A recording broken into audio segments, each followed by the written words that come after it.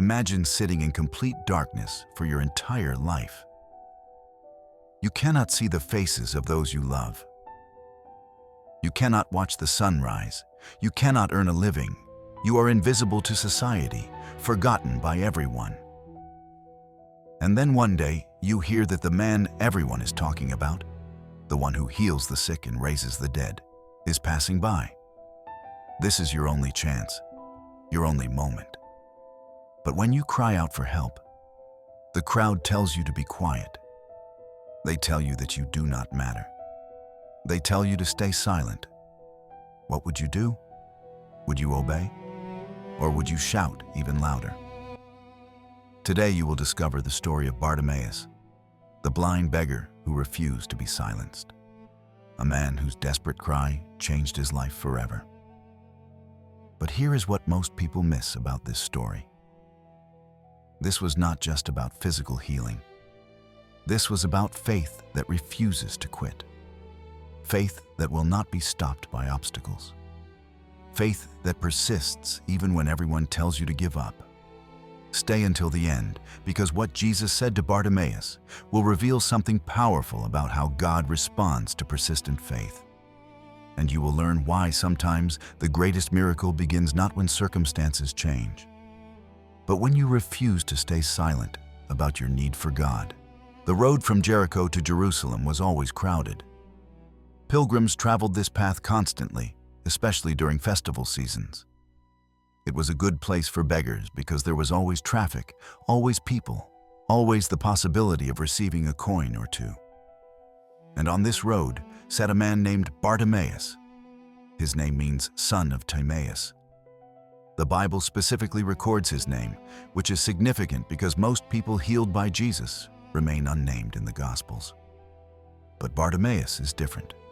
His story is recorded in Mark chapter 10, and his name is preserved for all generations. This tells us something important. His encounter with Jesus mattered. His faith mattered. His persistence mattered. Bartimaeus was blind. We do not know if he was born blind or if he lost his sight later in life. The Bible does not specify. What we do know is that his blindness had condemned him to a life of poverty and dependence. In first-century Jewish society, physical disabilities were often viewed as signs of sin or divine judgment. People with disabilities were marginalized and unable to work most jobs. Bartimaeus had no choice but to beg. Every day he sat by the roadside, hoping for mercy from passing travelers. This was his life, day after day, year after year, sitting in darkness, depending on the charity of strangers, invisible to most people who passed by. But Bartimaeus had heard the stories. Everyone in the region had heard about Jesus of Nazareth, the teacher who spoke with authority, the prophet who performed miracles, the healer who made the blind see, the deaf hear, and the lame walk. Bartimaeus had heard these reports, and something stirred in his heart. Hope. Perhaps this Jesus could help him too. Perhaps this was not just another story. Perhaps God was actually moving among his people. And then one day, everything changed. Bartimaeus is sitting by the roadside as usual. He hears the familiar sounds of the road. Footsteps, conversations, animals passing, merchants calling out their wares. It is an ordinary day. But then he notices something different. The noise is growing. There are more people than usual, many more. The crowd is large and excited. Bartimaeus cannot see what is happening, but he can hear it. Something significant is taking place. He asks someone nearby what is going on, and then he hears the words that will change his life forever. Jesus of Nazareth is passing by. Jesus, the healer, the miracle worker, the one Bartimaeus has heard about for months, maybe years. And he is here, right now, passing by on this very road. This is the moment. This is the opportunity. Bartimaeus knows he may never get another chance. Jesus is traveling to Jerusalem. He might not return this way. This could be the only time. And in that moment, Bartimaeus makes a decision. He will not let this moment pass in silence. He will not sit quietly and let Jesus walk by. He will cry out. And so he does. Bartimaeus begins to shout, "Jesus, Son of David, have mercy on me." His voice cuts through the noise of the crowd. "Jesus, Son of David, have mercy on me." He shouts it again, louder, with everything he has. But then something happens that many people overlook in this story. The crowd reacts, and they do not react with compassion. They react with irritation. Mark chapter 10 verse 48 says, "Many rebuked him and told him to be quiet." The crowd tells Bartimaeus to shut up. They tell him to stop shouting. They tell him he is being disruptive. Think about this. A blind beggar, a man who had suffered for so long, finally gets a chance to call out to Jesus. And the people around him, people who claim to follow Jesus, tell him to be silent. Why? Perhaps they think Bartimaeus is not important enough to bother Jesus. Perhaps they are embarrassed by his desperate shouting. Perhaps they believe that a man like Bartimaeus, poor and disabled, does not deserve Jesus' attention.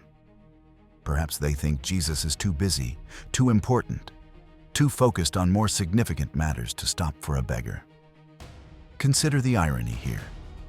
These people are following Jesus, presumably because they believe he is the Messiah, the hope of Israel. They have seen his compassion. They have witnessed his miracles. They know he has healed others.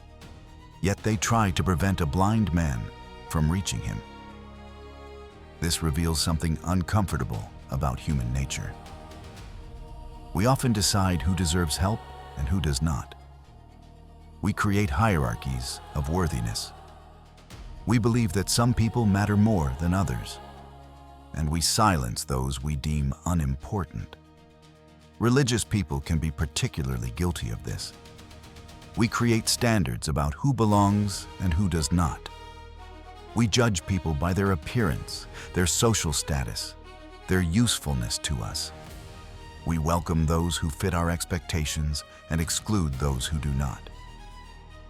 The crowd around Jesus that day was doing exactly this. They had decided that Bartimaeus was an interruption, a distraction, someone who did not deserve Jesus' time. But they were about to learn something profound about who Jesus came to save. But Bartimaeus refuses to be silenced. This is the turning point of the story. He could have obeyed the crowd. He could have accepted their rebuke and stayed quiet. He could have thought to himself, "They are right. I am just a beggar. I do not matter. Jesus will not stop for me." But he does not do that. Instead, Mark chapter 10 verse 48 continues. "But he shouted all the more, 'Son of David, have mercy on me.'" He shouts louder. He shouts with more intensity. He refuses to let the crowd silence him. This is persistent faith. This is faith that will not quit. This is faith that says, "I do not care what other people think. I do not care if they rebuke me. I will not stop crying out until Jesus hears me." Bartimaeus understood something profound. His only hope was Jesus, not the approval of the crowd, not the acceptance of society, not the permission of religious people. Jesus. And if Jesus was passing by, nothing would stop Bartimaeus from crying out to him. Have you ever been in a situation where people told you to be quiet about your faith? Where people told you that your prayers were too loud, your passion too intense, your need too desperate? Bartimaeus teaches us that there are moments when persistence matters more than politeness, when desperation is more appropriate than decorum, when crying out to Jesus is more important than pleasing the crowd. And here is what happens next. Something beautiful, something unexpected. Jesus stops. In the middle of the crowd, surrounded by people, on his way to Jerusalem where he will face crucifixion, Jesus stops Mark chapter 10 verse 49 records, Jesus stopped and said, "Call him." Can you imagine this moment? The entire crowd is moving. Everyone is focused on Jesus, wanting to be near him, wanting to hear him teach. And then Jesus stops because he heard Bartimaeus. The crowd might have tried to silence him, but Jesus heard him. And Jesus does not just acknowledge Bartimaeus from a distance. He calls for him. "Call him," Jesus says. So they call the blind man. "Come on," they say to him. "Cheer up, on your feet. He is calling you." Notice the change in the crowd's attitude. Moments ago, they were rebuking Bartimaeus, telling him to be quiet. Now they are encouraging him. "Come on, cheer up. He is calling you." When Jesus acknowledges someone, suddenly that person matters to everyone else too. This is a lesson about human nature. We often follow the crowd's judgment about who is valuable. But Jesus sees differently. He does not measure worth the way we do. He does not overlook people because they are poor or disabled or marginalized. He stops for them. He calls them. He gives them his attention. And now watch what Bartimaeus does. Mark chapter 10 verse 50 says, "Throwing his cloak aside, he jumped to his feet and came to Jesus." He jumps to his feet. The Bible does not say he carefully stood up or slowly made his way forward. He jumped. There is urgency. There is eagerness. There is faith that moves. And he comes to Jesus. Now Jesus asks him a question. And this question is fascinating because the answer seems obvious. "What do you want me to do for you?" Bartimaeus is blind. Everyone can see that. So why does Jesus ask? Because Jesus wants to hear Bartimaeus say it. Jesus wants him to articulate his need. Jesus wants him to express his faith verbally. Faith is not just internal belief. Faith speaks. Faith declares. Faith asks. And Bartimaeus answers, "Rabbi, I want to see." Simple, direct, specific. He does not ask for money. He does not ask for food. He asks for sight. He asks for the one thing that would transform his entire life. Notice he calls Jesus Rabbi, which means teacher. Bartimaeus recognizes Jesus' authority. He understands that Jesus is not just a miracle worker performing tricks. Jesus is a teacher sent from God with divine authority. And Bartimaeus believes that this teacher has the power to restore his sight. Jesus responds immediately. "Go," said Jesus. "Your faith has healed you. Your faith has healed you. Not your worthiness, not your righteousness, not your social status, your faith." Jesus attributes the healing to Bartimaeus' faith. This is important. The healing was not magic. It was not random. It was connected to faith. Bartimaeus believed Jesus could heal him. He believed enough to cry out despite opposition. He believed enough to throw aside his cloak and jump to his feet. And Jesus says, "Your faith has healed you." Immediately, he received his sight. Mark chapter 10 verse 52 records this. Immediately, not gradually, not over time, not after a process. Immediately. One moment Bartimaeus is blind, the next moment he can see. Can you imagine? After years of darkness, suddenly there is light. After being unable to navigate the world, suddenly everything is visible. This is the power of Jesus. He does not partially heal. He does not incompletely restore. He heals fully, completely, immediately. But the story does not end there. The Bible says Bartimaeus followed Jesus along the road. This is the final detail of the story, and it is crucial. Jesus told him to go. "Your faith has healed you." Go. Jesus gave him permission to return to his life. Now healed, now able to work, now able to rejoin society. But Bartimaeus does not go back to Jericho. He does not return to his old life, even though now he could actually live it with sight. Instead, he follows Jesus. he joins the crowd walking to Jerusalem. This tells us something profound about what Bartimaeus truly wanted. Yes, he wanted physical healing, but more than that, he wanted Jesus. The healing was wonderful. Sight was a gift, but Jesus himself was the treasure, and Bartimaeus understood this. He had cried out to Jesus as the Son of David, the Messiah. Now that Jesus had healed him, Bartimaeus would not abandon him. He would follow. Consider what this means. Bartimaeus could have returned to Jericho as someone with quite a story to tell. He could have started a new life with his newfound sight. He could have found work, built relationships, enjoyed the world he could now see. All of this was suddenly possible. But he chose differently. He chose Jesus. This is the pattern of true faith. We come to Jesus with our needs. We cry out for help. We ask for healing, for provision, for rescue. And Jesus responds. He meets our needs. He answers our prayers. But then comes the question, what do we do after Jesus helps us? Do we take the blessing and walk away? Do we return to our old lives, grateful but unchanged in our devotion? Or do we follow Jesus? Bartimaeus chose to follow. And this choice defines him. He is not just the man who was healed. He is the man who, after being healed, followed Jesus all the way to Jerusalem. The Bible does not tell us what happened to Bartimaeus after this, but we know he followed Jesus along the road. And that road led to Jerusalem. That road led to the cross. That road led to the culmination of God's plan for salvation. This challenges us today. When God blesses us, when He answers our prayers, when He meets our needs, how do we respond? Do we treat Jesus like someone we visit only when we need something?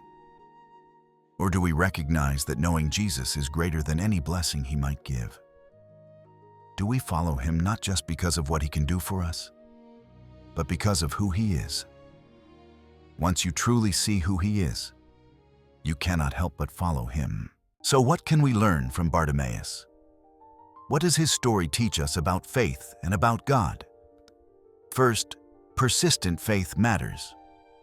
Bartimaeus did not give up when the crowd rebuked him. He did not accept their judgment that he was unimportant. He shouted louder.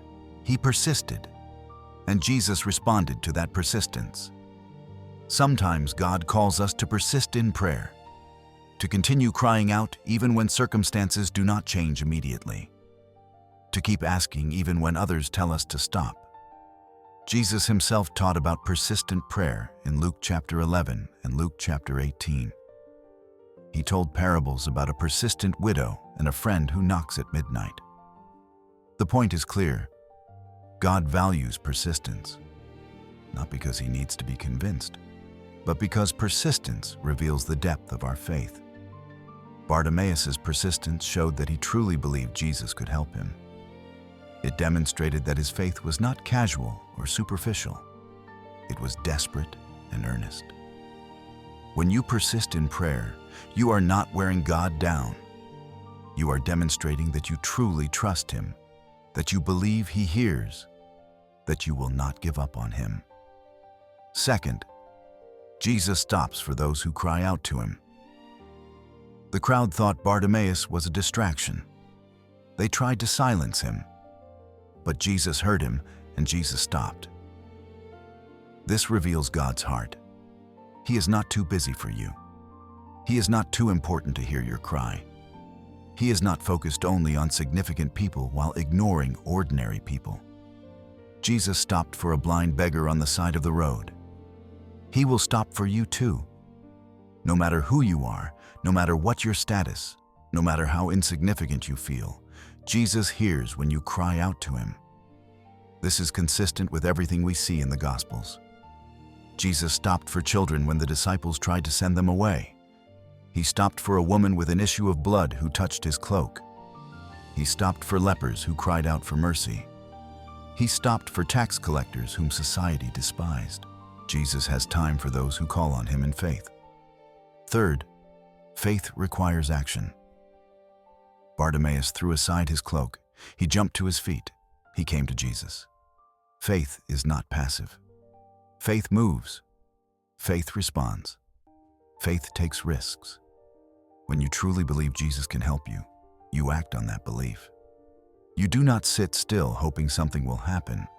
You throw aside whatever holds you back and you move toward Jesus. James chapter 2 verse 17 says, "Faith by itself, if it is not accompanied by action, is dead." Bartimaeus' faith was alive. It moved him. It caused him to act. And that act of faith encountered Jesus. Fourth, Jesus wants to hear you articulate your need. He asked Bartimaeus, "What do you want me to do for you?" He asks us the same question. What do you need? What are you asking for?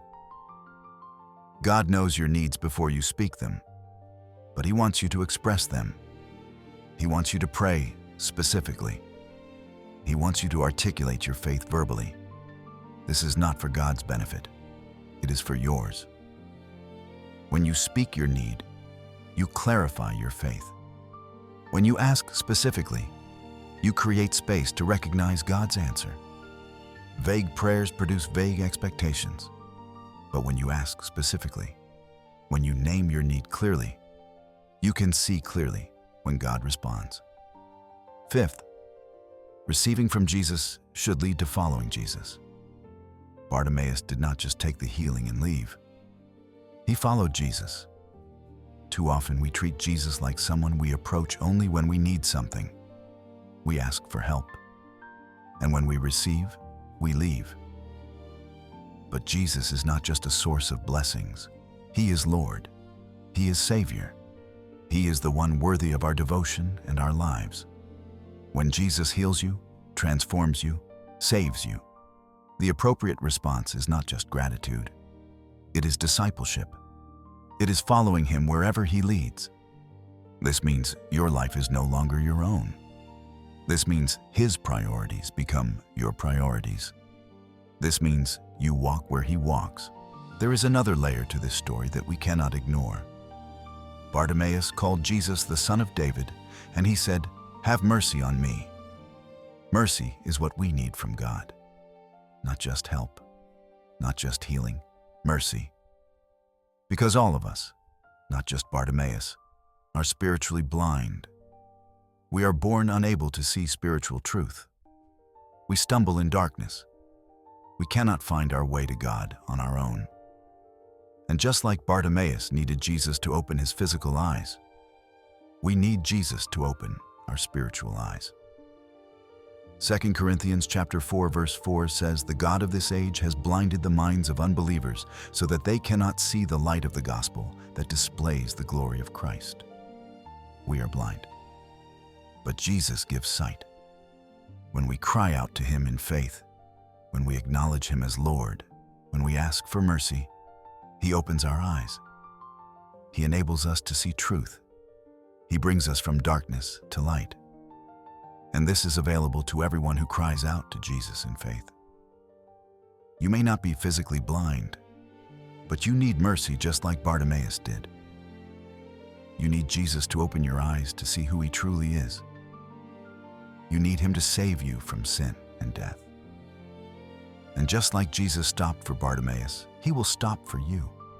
If you cry out in faith, if you refuse to be silenced by doubt or shame or fear, if you come to Him with your need, He will respond. He will heal. He will save. And then, like Bartimaeus, you will follow Him. Not because you have to, but because once you have truly seen Jesus, once you have experienced His mercy, once you have been transformed by His power, there is nowhere else you want to go. You follow Him along the road, wherever that road leads, because Jesus Himself is the destination. Bartimaeus teaches us that faith is not quiet and polite. Sometimes faith is loud. Sometimes faith shouts. Sometimes faith refuses to be silenced by the crowd. And when that kind of faith cries out to Jesus, miracles happen.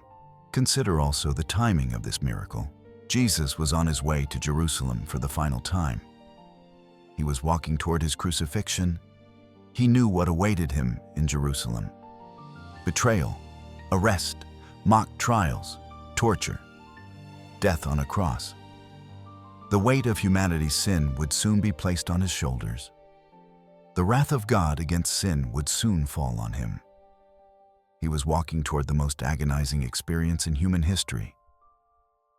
And yet, he stopped for Bartimaeus. He did not say, "I am too busy." He did not say, "I have more important things to deal with." He did not say, "Your need will have to wait." He stopped. He called. He healed. This reveals the heart of Jesus. Even on his way to the cross, even with the weight of the world's redemption on his shoulders, he had time for one desperate beggar. He had compassion for one suffering man. He stopped to meet one individual need. This is who Jesus is. He is not a distant God concerned only with grand plans and cosmic purposes. He is Emmanuel, God with us, who sees individual suffering and responds with compassion. He is the good shepherd who leaves the 99 to find the one lost sheep. He is the Savior who stops on the road to Calvary to heal a blind beggar. The story of Bartimaeus is recorded in 3 Gospels: Matthew, Mark, and Luke all included. But Mark provides the most detail, including Bartimaeus' name and the specific phrase about throwing aside his cloak. Early church tradition suggests that Mark's gospel was influenced by Peter's testimony. Some scholars believe that Bartimaeus may have become known in the early church, which is why his name is preserved. It is possible that the early Christians in Jerusalem knew Bartimaeus. It is possible that he shared his testimony repeatedly. It is possible that his story encouraged others to cry out to Jesus in faith. We do not know for certain, but the fact that his name is recorded is significant. God wanted us to know that this was not a fictional story. This was a real man.